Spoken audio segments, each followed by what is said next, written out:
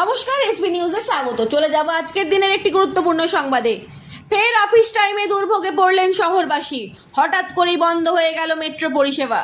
আজ সকালে Jatin Das park metro station এবং নেতাজি ভবন মেট্রো স্টেশনের মাঝখানে মেট্রো লাইনে জল জমে যাওয়ার কারণে পরিষেবা সম্পূর্ণভাবে ব্যাহত হয়। ফলে অফিস টাইমে নিত্যযাত্রীদের ভোগান্তির শেষ নেই। মেট্রো চলাচল বন্ধ থাকায় ভিড় জমেছে বাস ও ট্যাক্সিতে। অতিরিক্ত যাত্রীর চাপে বাসের ঠাসাঠাসি পরিস্থিতি তৈরি হয়েছে। অফিস যাওয়া মানুষ থেকে শুরু করে স্কুল কলেজগামী ছাত্রছাত্রী সকলেই পড়েছেন চরম সমস্যায়। মেট্রো কর্তৃপক্ষ জানিয়েছে যত দ্রুত সম্ভব সমস্যার সমাধান করার চেষ্টা চলছে। তবে সকালবেলায় গুরুত্বপূর্ণ সময় মেট্রো বন্ধ হয়ে যাওয়ায় যাত্রীদের মধ্যে ব্যাপক অসন্তোষ দেখা গিয়েছে। অনেকেই ক্ষোভ উগরে দিয়ে বলেছেন, সামান্য বৃষ্টিতেই বরাবর এই ধরনের পরিস্থিতি তৈরি হওয়ায় অস্বস্তিকর এবং মেট্রো কর্তৃপক্ষের অব্যবস্থাপনাকেই তারা দায়ী করেছেন।